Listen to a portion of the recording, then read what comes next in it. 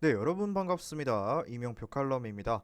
자, 오늘은 오전부터 발매될 예정인 120회차로 넘어왔고요. 10월 13일 금요일 저녁에 치러질 A매치 두 경기를 다뤄보도록 하겠습니다. 자, 유로 예선 일정이 굉장히 많다는 거 저도 확인했는데요. 자, 지금 유로 예선 분석 같은 경우는 다른 채널에서도 많이 다루고 있기 때문에 저는 A매치 쪽으로 다뤄본다는 점 참고 부탁드리고요. 자, 물론 유로 예선 분석도 지금 수익방에서 여러분들께 팀별로 경기별로 공유해드리고 있으니까요. 확인 부탁드리면서 자, 오늘 준비한 A매치 두 경기 일본과 캐나다의 맞대결 그리고 대한민국과 튀니지의 맞대결로 준비를 해봤습니다. 자, 먼저 첫 번째 경기인 일본과 캐나다의 맞대결부터 지금 바로 분석해보도록 할 건데요. 자, 먼저 홈팀 일본부터 살펴보도록 하겠습니다. 자, 일본 같은 경우는 이미 A매치에서 굉장히 많은 것들을 증명해온 팀이라고도 볼 수 있는데요. 약팀들을 상대로 한 경기들이 아닌 최근에는 독일 그리고 튀르키예까지 꺾어내는 모습을 보였는데요. 자, 적어가면서 하겠습니다.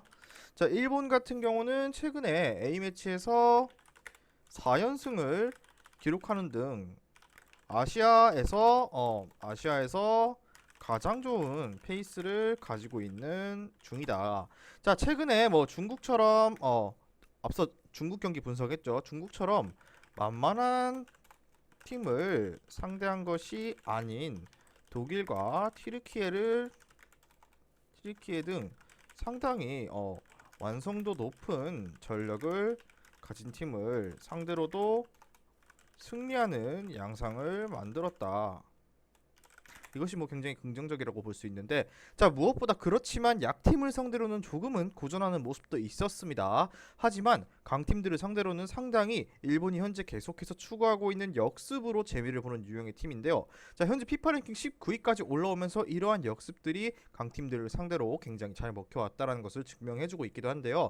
자, 이번 상대인 캐나다가 팀의 에너지 레벨을 바탕으로 몰아붙이는 양상의 팀이라는데, 자, 이번 상대 캐나다 역시 에너지 레벨을 바탕으로 몰아붙이는 팀인 만큼 주무기인 역습이 어느 정도 유효할 것이다 라고 예상을 했습니다. 자, 그리고 일본의 역습 성향 축구에 대한 기대를 충분히 해볼 수 있는데, 자, 브라이튼에서 뛰고 있는 미토마가 엔트리에서 제외된 점이 조금은 아쉽기는 하지만 모나코에서 뛰고 있는 미나미노라든지 보험에 뛰고 있는 아사노 같은 자원들이 남아 있는데요. 자, 아사노에 대해서 조금은 이야기를 하겠는데, 자, 분데스리가에 소속된 보훔이란 팀 자체가 역습 성향의 팀이고요. 팀 컬러가 확실히 역습이고요.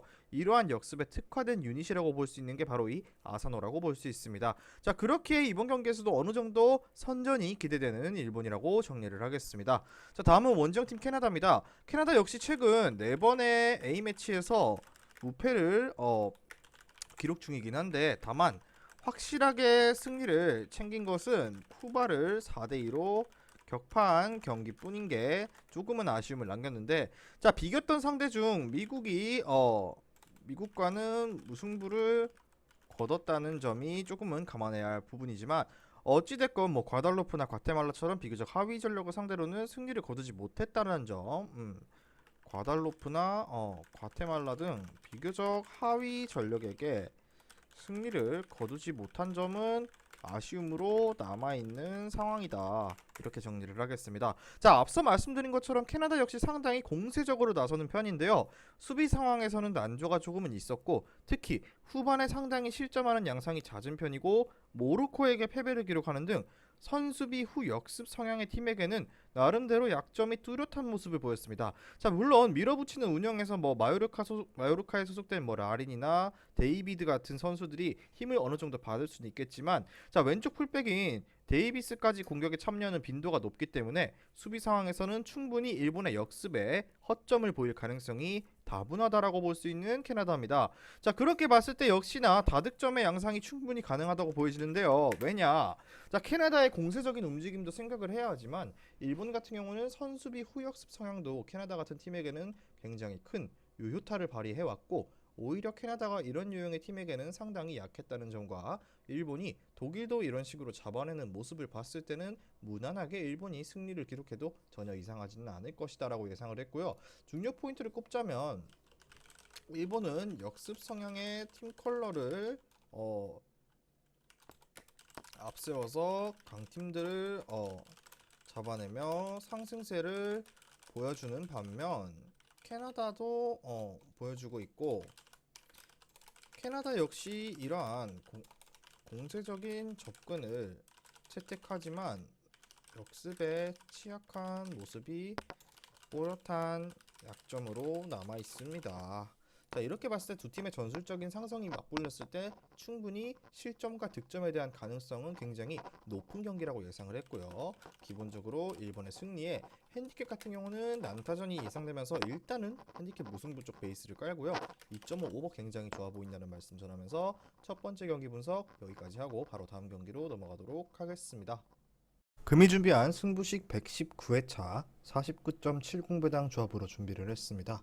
조합이 궁금하신 분들께서는 영상 끝까지 시청하시고 영상 아래에 고정된 댓글에 링크를 클릭하셔서 수익방 입장하시면 매일마다 승부식 주력 조합, 고배당 조합까지 한 조합씩 무료로 받아보실 수 있습니다. 자, 다음 경기는 대한민국과 티니지의 맞대결입니다. 먼저 대한민국부터 살펴보도록 할 건데요. 자, 티니지와 베트남을 상대로 평가전을 치르는 대한민국인데, 다만 팬들이 이제는 A매치에 대한 기대가 점점 줄어든다라고 볼 수 있습니다. 왜냐? 결국에는 클린스만 호에 대한 여러가지 여론에서의 논란과 경기력이 상당히 실망한 기색이 굉장히 컸는데요. 자, 비록 사우디전에서 첫 승리를 거두기는 했지만 사우디전에서 첫 승리를 거뒀지만 결국 지난 경기에서 세부 전술은 전혀 찾아볼 수 없었고 오로지 해외파의 컨디션과 개인 기량에만 의존했다라고 볼 수 있습니다. 그렇게 말했을 때 결국엔 승리를 하긴 했지만 긍정적인 요소는 찾아볼 수 없었다. 자, 이러한 경우에는 후반에 체력이 떨어지면서 시간이 갈수록 경기 페이스가 떨어지게 되는데요. 사실상 클리스마노는 대한민국이 멀티 득점을 한 번밖에 기록한 적이 없을 정도로 빈공에 시달리고 있는 상황이고, 이번 상대 티니지는 월드컵에서 조별리그 탈락을 면치 못했지만 세계 최고의 레벨에서도 3경기에서 1실점으로 매우 수비는 잘하는 팀이기 때문에 분명 이번 경기는 대한민국이 다득점을 기록할 가능성은 현저하게 낮을 것이라고 예상했습니다. 자, 다음은 원정팀 티니지입니다. 자, 티니지는 피파 랭킹 29위인데요. 자, 지난 경기에서 이집트를 상대로 3대1로 승리를 거두는 이변을 연출했는데요.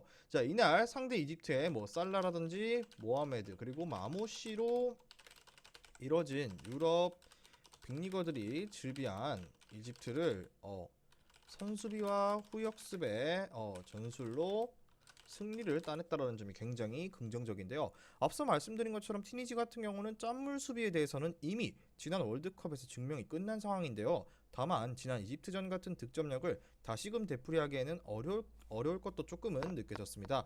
자, 일단 기본적으로 공격진의 음사크니와 카즈리 같은 선수들이 나이가 많기 때문에 페이스를 꾸준하게 유지하기는 어렵고요. 심지어 사시와 카즈리는 이미 명단에서 제외됐고요. 다만 공격진만 이러한 문제에 시달리고 있을 뿐 맨유에 소속된 메즈블이나 우니온 베를린에 소속된 라이두니 그리고 로리앙에 소속된 탈비 등이 배치되어 있는 중원과 수비 자체는 굉장히 탄탄하다라는 평가를 받고 있을 정도고요.